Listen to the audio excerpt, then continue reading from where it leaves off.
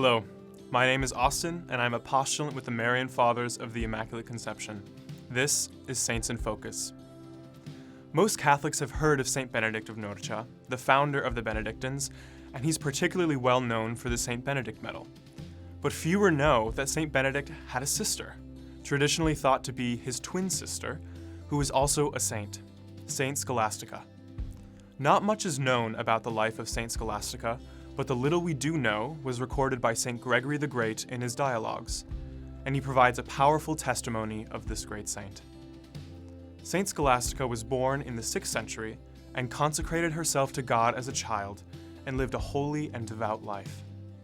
When her brother, St. Benedict, founded his monastery in Monte Cassino, Italy, she established a convent only 5 miles away from St. Benedict, where she lived with other consecrated women under the spiritual fatherhood of her brother. Once a year, Benedict would visit Scholastica in a house nearby, since women were not admitted into the monastery. During this visit, as in the past, Scholastica and her brother spent their time together in holy conversation, discussing many spiritual matters and the beauties of heaven.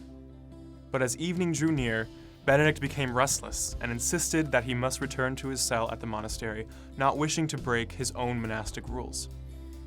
His sister pleaded with him to stay, desiring to engage in spiritual matters until dawn, but Benedict refused. When evening was setting in, the sky was clear and the weather was fair, allowing Benedict a safe trip back to the monastery. Seeing that he was intent on leaving her, Scholastica bowed her head with many tears, and she prayed. Suddenly, the sky became overcast, and a vicious storm broke over the land, and Benedict was unable to leave. Mortified, St. Benedict asked, "What have you done?" Scholastica replied, "I asked you to stay, and you would not listen to me.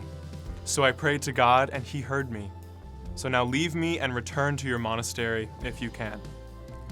Of course, Benedict remained with his sister until dawn.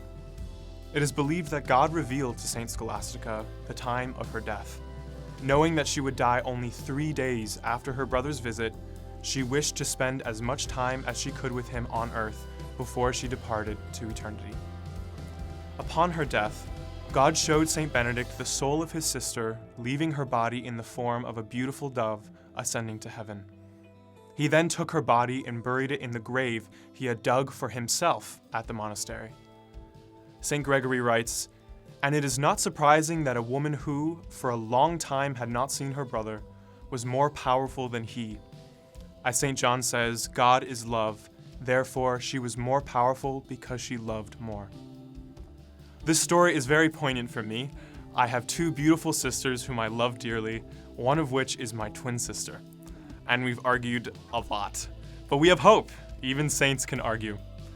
Now I suppose it's just a matter of time to see who calls lightning from heaven first. Saint Scholastica was so full of love for her brother that God, who is infinite love and mercy itself, saw his love in her, and he answered her prayers.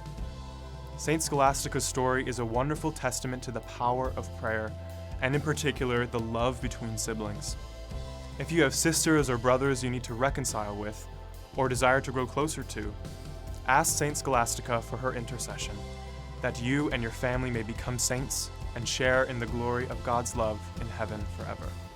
Saint Scholastica, pray for us.